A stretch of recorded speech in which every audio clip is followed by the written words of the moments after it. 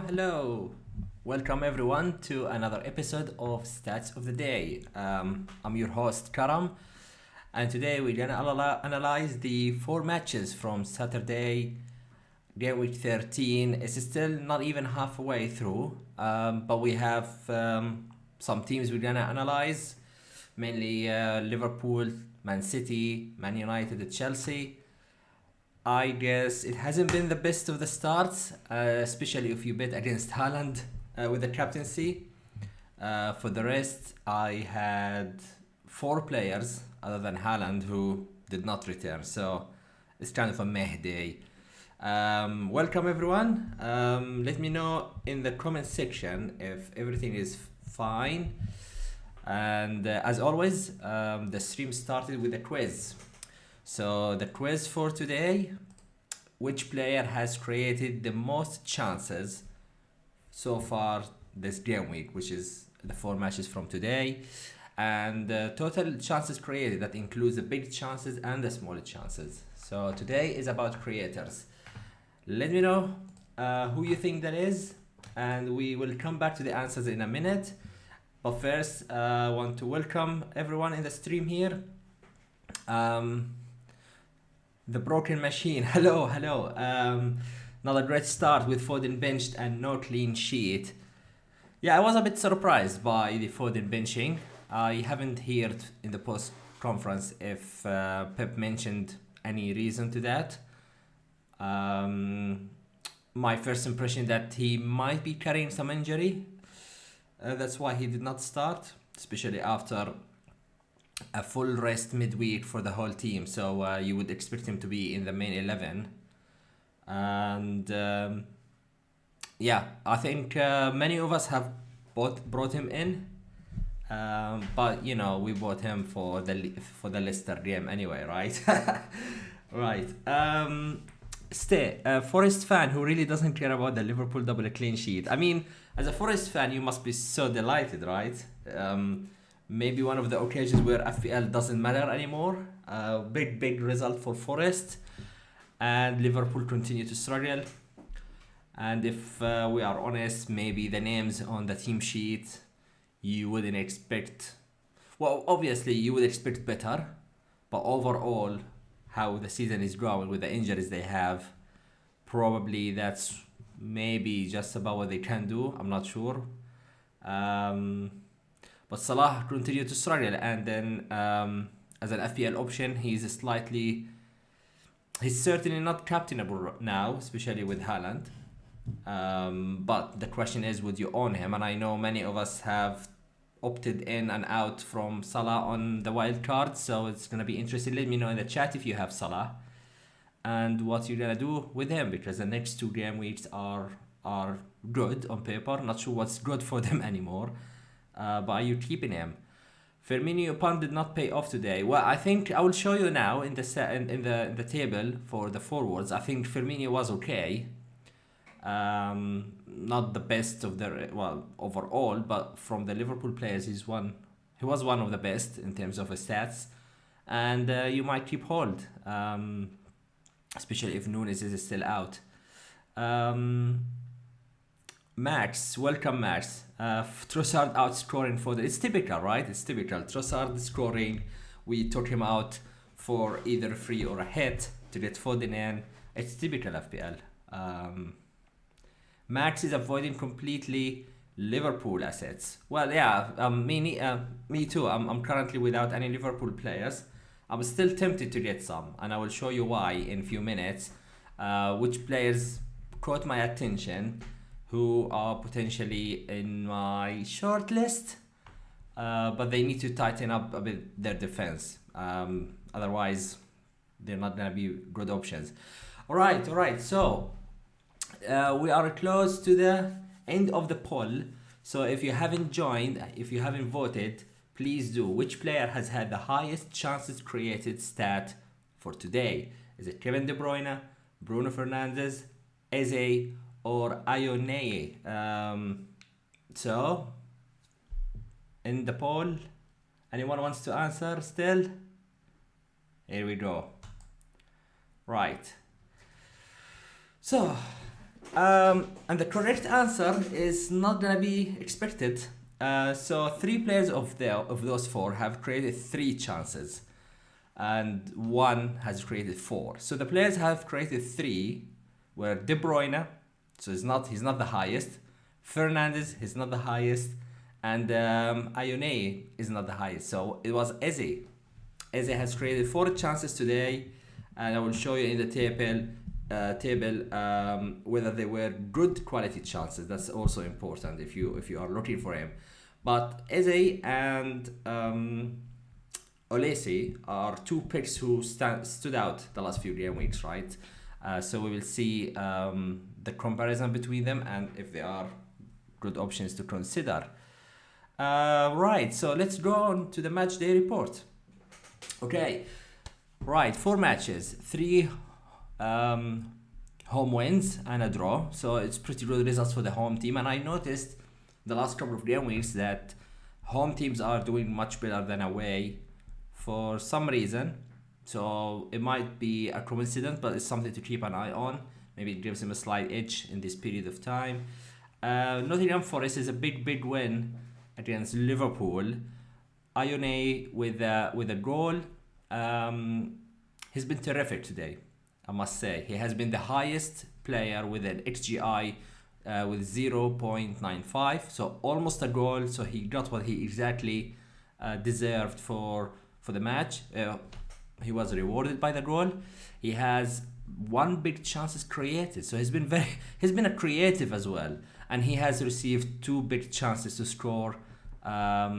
That makes him a total of XGI of 0.95, almost a goal. Dean Henderson, this goalkeeper is trolling me big time. I had him some part this season. He didn't get any, and when I sold, he has been hauling ever since. Another clean sheet, 7 saves, 3 bonus points. Probably the biggest save of those were the very last minute when he saved the Van Dijk's header. So it was big one.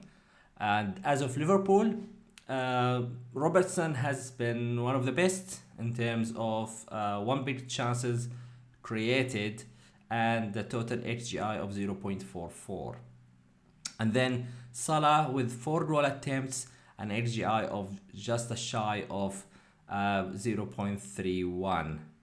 Not a great day for Salah. He has had one of the highest goal attempts in this game week with Carvalho, with 4 goal attempts, but they were not good chances to score. For Everton and Crystal Palace, it's a big result for Everton, 3-0. So for us who own Zaha, he has had an XGI of just about 0.05, so almost done nothing. It's just the single shot on target. It wasn't good enough. And if you own Gehi or Guaita, it was not a good day. For Everton, Anthony Gordon, this player is so funny. I owned him in some part of the season where he has been scoring in every game week. I owned him, but he's been getting a yellow card. He's again on top level for today.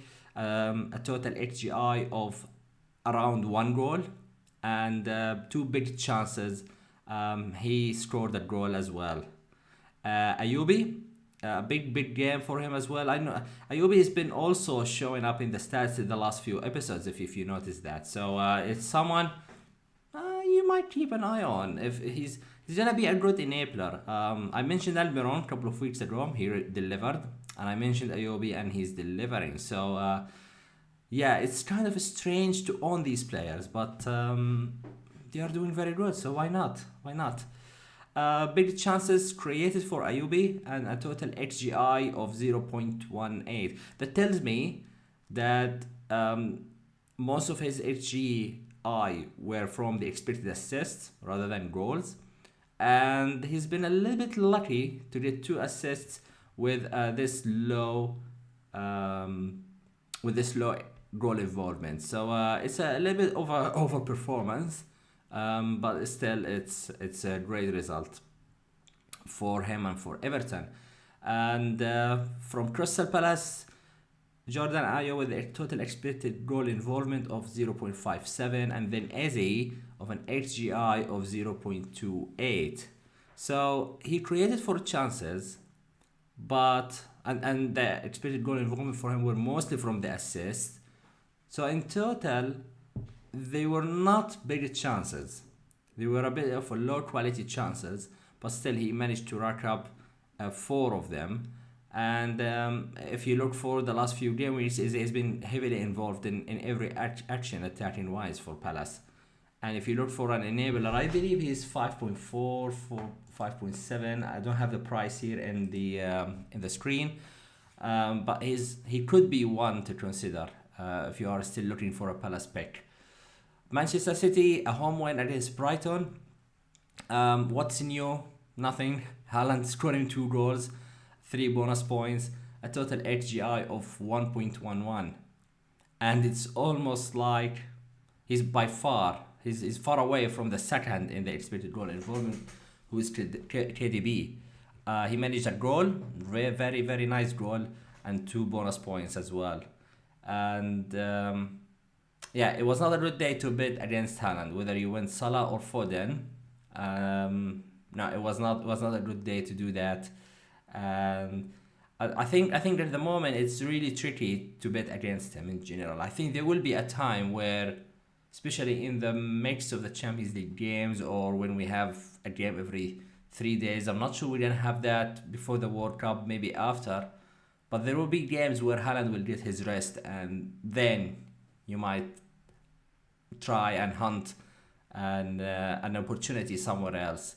For now, it's just like playing it safe. It's not even worth it at 192% against. If it's not against a top 6 side or top 4 side, then it's really difficult to justify going against him at the moment. So it's terrific. Brighton, yeah, we have to talk about Trossard. A total HGI of 0.18, and he managed to score a goal from that shot. It's a brilliant shot. It's a bit of a low quality, well, no, it's a really nice shot, but the expected goal involvement was very low. So yeah, if you sold Trossard, you've certainly be a bit unlucky that he managed to convert that difficult shot into the goal. But other than that, Trossard is really good player, right? So it's a shame that it didn't work out where we wanted, and now he's scoring when we all sold him. But again, it's a typical FPL. The last game of today is a Chelsea against Man United. It was a draw 1-1, and Jorginho tops the expected goal involvement with 0.8 thanks to the penalty goal. We will not deny that. He hasn't done anything else apart from the penalty. And Kepa has managed another 5 saves. I posted on Twitter that I'm gonna buy him because I want to break him, because he seemed like he will never concede again. But then a few minutes later, Casemiro has managed to score a goal. I think since we mentioned Kepa 3-4 episodes ago, and I mentioned that his price is really, really good option, and I was just worried about if he's nailed against Mendy, and I believe that he is now. So for the next 3 game weeks, if you are on a wild card, if you are looking for a goalkeeper at this price, I think Kepa is a really, really good option in a Chelsea side. That he will. It seems that they are conceding shots, and that helps his 7 points and maybe the bonus points if he manages a clean sheet. So it's something to keep an eye on. Manchester United, 2 players stood out. I think actually 3. Luke Shaw is the 3rd one, but mainly Anthony and Rashford. And I mentioned them because they have, I believe, 3 good fixtures: West Ham, Villa, and for if you are looking for a punt or attacking option, then Anthony or Rashford, they will be decent options. With the situation of Ronaldo, I think Martial is still injured. Rashford playing up front, he might keep that. I think it's a great punt.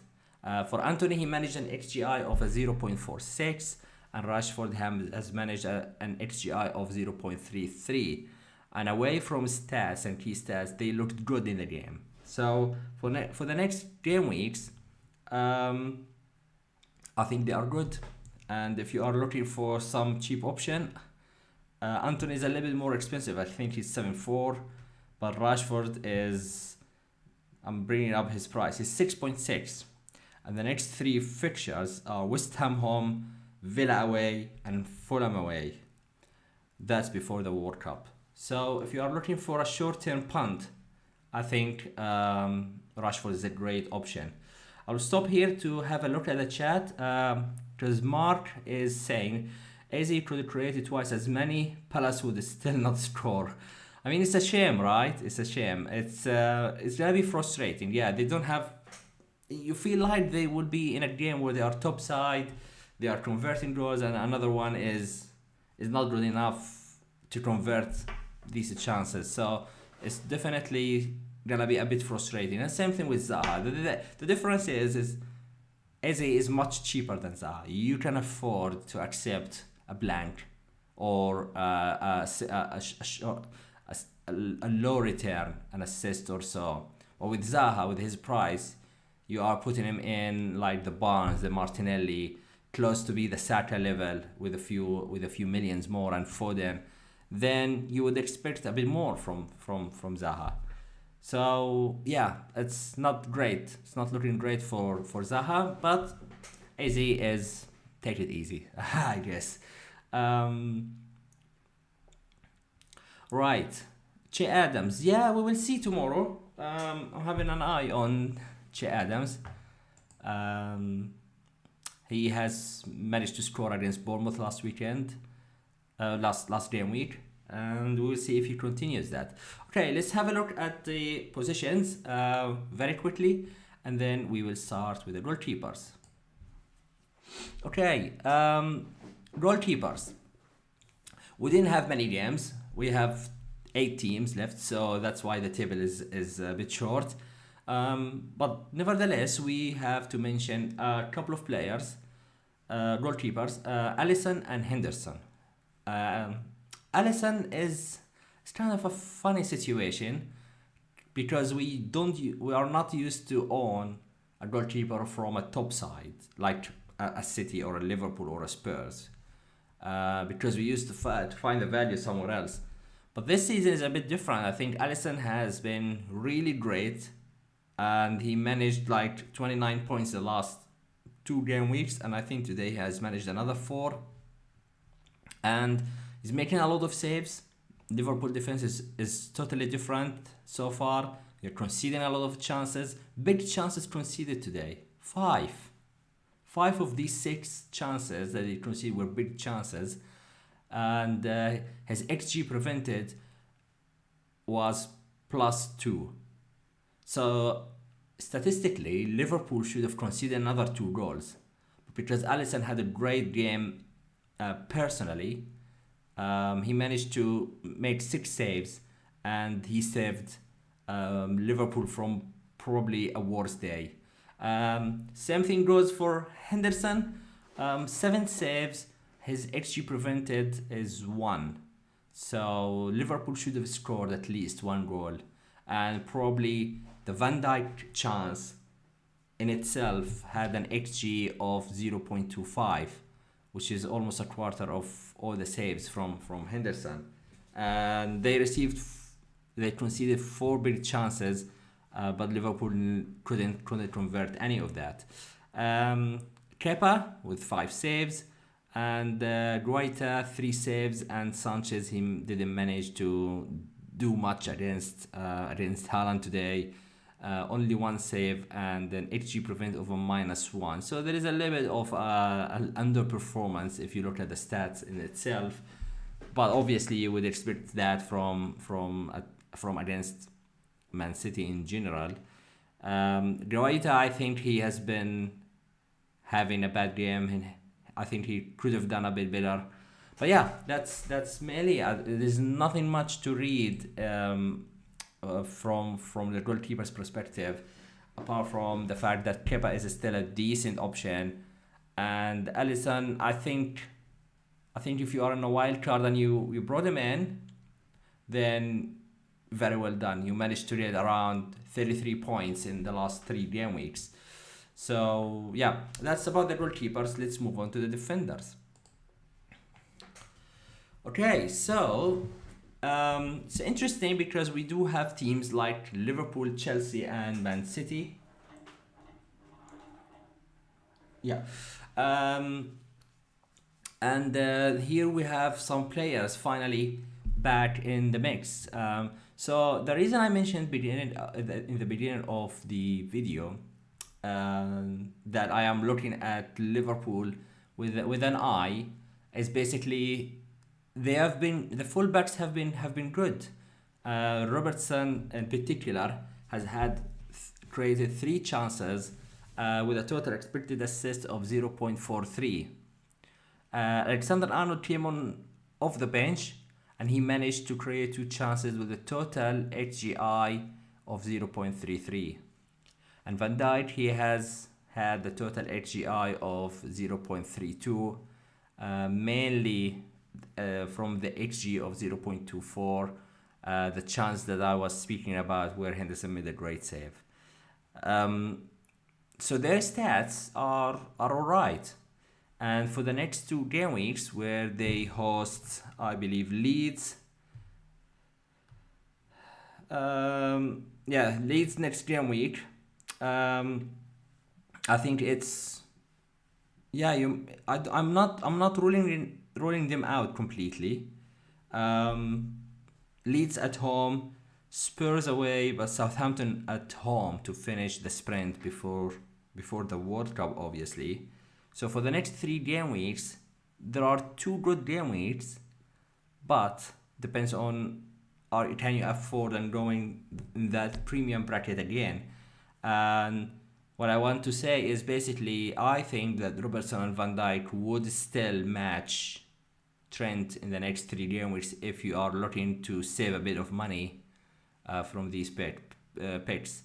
It sounds a bit strange that I'm saying that I might consider a Liverpool defense, looking at their defense and how much they concede, but I think the next 3 game weeks they have really good 2 game weeks at home to get some result and in the season in the first part of the season in a good way before next December. Mark has Van Dijk and his header was so close today. Yeah, totally. And that's why I'm still saying that Van Dijk could be a really decent option. So don't rule him out. If you look at the list, there are a few names here. Luke Shaw, chances created with 2, an assist, and a total expected goal involvement of 0.18.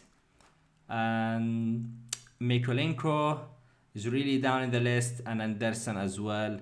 Haven't created much, so not much to say here. And yeah, that's mainly it. Joao Cancelo was nowhere to be seen today, stats-wise. He hasn't done much. And yeah, I think that goal that they conceded was a little bit of unlucky for the owners. It's been a really good shot. But apart from that, Brighton did not do much against City. But yeah, that's about the defenders. Let's have a look at the midfielders. And before we move on to the midfielders, if you like this episode, please like the video and subscribe to the channel and hit the notification button so you receive all the shows that we do during the week. And I do appreciate that. The midfielders, as we said earlier, Anthony Gordon has been the highest amongst midfielders. When it comes to the XGI, he managed almost a goal, and he has got a goal. So the stats has rewarded him. And Jorginho, as I said, comes next with his penalty that boosted the XG for him. And then Kevin De Bruyne with his 1 shot on target, which was the goal, 1 big chances created, and a total XGI of 0.69 indeed. We haven't seen anything from Foden. He came on the last 30 minutes and he hasn't created much. Interesting though, if you look at the list, you will see Salah with a total HGI of 0.42, and then a couple of names that I was mentioning before. Eze, his price is 5.7, and his total HGI was 0.24, and Olesi is pretty much similar HGI, just about the 0.22. So with 4 chances created by Eze, the HGI was not really high for him, but he's been ticking along with these numbers. He's been putting it week in, week out for the last 3-4 game weeks. And so it's gonna be for us, if you own Zaha, then the next game weeks are still alright. You have Southampton at home, West Ham away, Forest away, and Fulham. Well, Fulham is in 26th of December. So the next 3 game weeks, Southampton, West Ham, and Forest. I really do feel like I want to keep Zaha, but at the same time I do have another priority in getting one of Saka or Martinelli. So in his spot, in his price bracket, you will be leaning more towards selling Zaha. But if you have a spare or a spot for 5.5 midfielder, I think you can afford keeping Eze or Olesi. And that's the difference between the two, because with that price bracket, you want to get one of the Saka or Martinelli, so it makes sense to move Zaha to one of those two, but not the same way if you have Eze. So that's where I see the advantage of owning Eze. So yeah, and let's move on to the forwards. All right, so the forwards. There are a couple of names that I'd like to mention here. Haaland, of course. We know he's a good player, and it wouldn't be normal if he's not top of the list. So may that continue. So 3 goal attempts, a total XGI of 1.18. We will not forget that a large part of this stat was about the penalty. So if you take out the XG non-penalty, is gonna be around the 0.4, and therefore, what is good about the penalty today is now we know between Riyad Mahrez and Erling Haaland, we know that Haaland is ahead of Mahrez, because this was not confirmed until today, because it didn't happen that City got a penalty and both of them were on the pitch.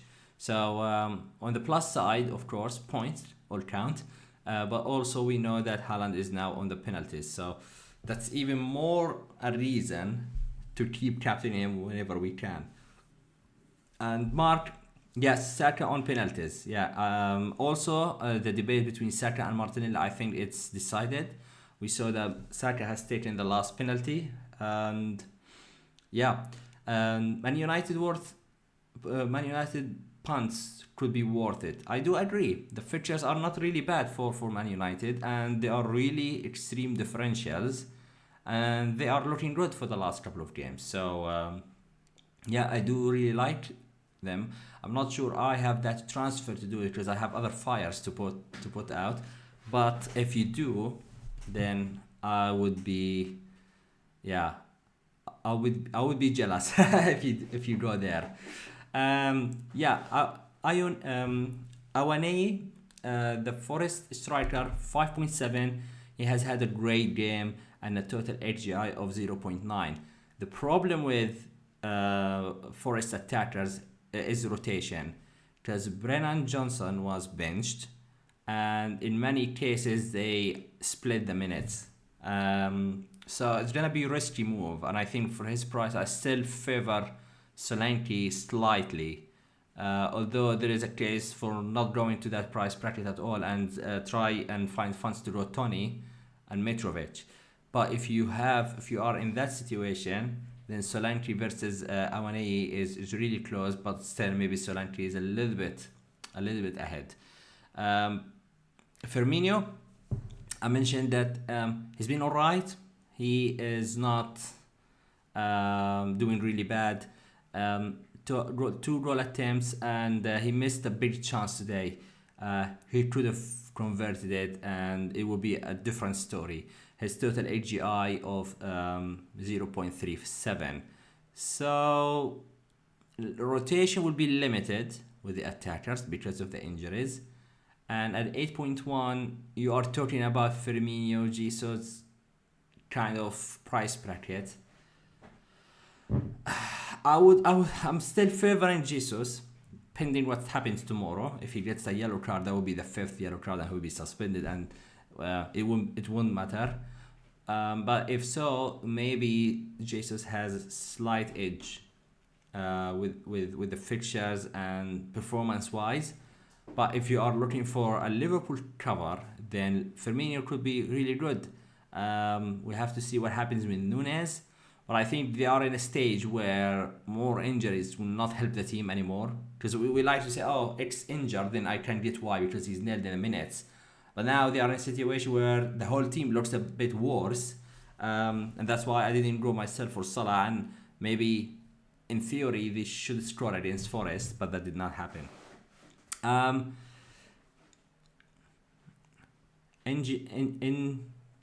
Engiman, I'm not sure if I pronounced the name correctly. Is it time for Everton forwards? Well, here we go. We are marking DCL in the table, not because he has the highest AGI in the forwards line, but basically I mentioned him last game week, and I said it could be something to consider when DCL comes back and gets more minutes. And he today managed a goal from his single shot on target today. So there is a bit of overperformance for sure when it comes to goals versus expected goals. But if you look at the fixtures for Everton, you do have Fulham away, Leicester at home, Bournemouth away. So I'm really intrigued, and I do have a good experience with Gordon from the beginning of the season and some parts of last season, where he's one of those rare players that I get them on the right time.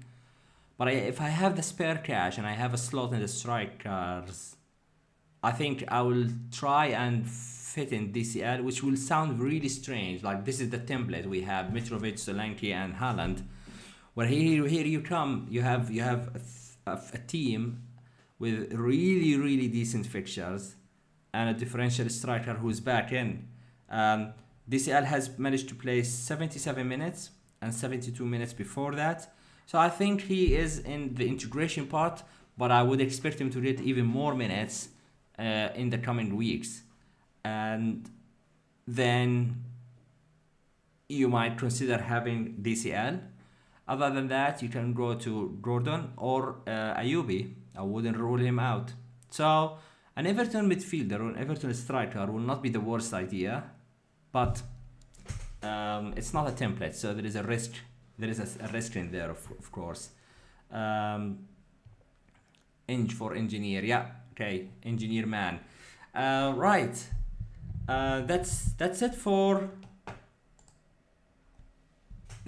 for today, and we are about just under 40 minutes, so I do have a minute or two to take some questions. It might not be many because we didn't have a lot of games to discuss, but I saw previously a question about Saka against Martinelli, and we have discussed that on the Scoutcast last game week. I recommend going back to it, and I think there is another show where they mentioned about it. And to be honest, it's really close in my opinion. I think Saka is, of course, he's the most expensive, but he is on penalties and he's in a good form. Martinelli, I know he's been struggling a bit with injury last week. He managed to get some minutes in Europe. He could be playing tomorrow, as it will not change. It will not matter for tomorrow, right? Because the deadline has passed. But keep an eye on tomorrow what happens. And if you are looking for, the thing with Martinelli is he's still cheap with all the points, with all his blanks and so, he's still very cheap, and I think he's very good to have. So It depends on how much you have. I would I would try. I personally prefer Saka a little bit, but I would not be desperate to have Saka if I can afford Martinelli, but not Saka. That's how I describe it. Um, Best midfielders for the next 3 game weeks. 4 game weeks. It will be one game after the World Cup, so we will focus on the next three. Well, of course, we mentioned Saka and Martinelli. I still think Foden will come good. And as a punt, I would say Everton midfielder, just because of the fixture, and fixtures is king in my opinion. So, and Man United, Rashford in particular, I like his price, I like his fixtures. So I think this is the top list, I would say. Okay, so I think that's it for today. Thank you everyone for coming in and chatting with us. I do appreciate every one of you. And still 6 games in this game week to go, so a lot can change rank wise and points and all of that. Um, I wish you a very nice weekend. Enjoy it, everyone, and I will catch up with you all next weekend. Until that time, take care.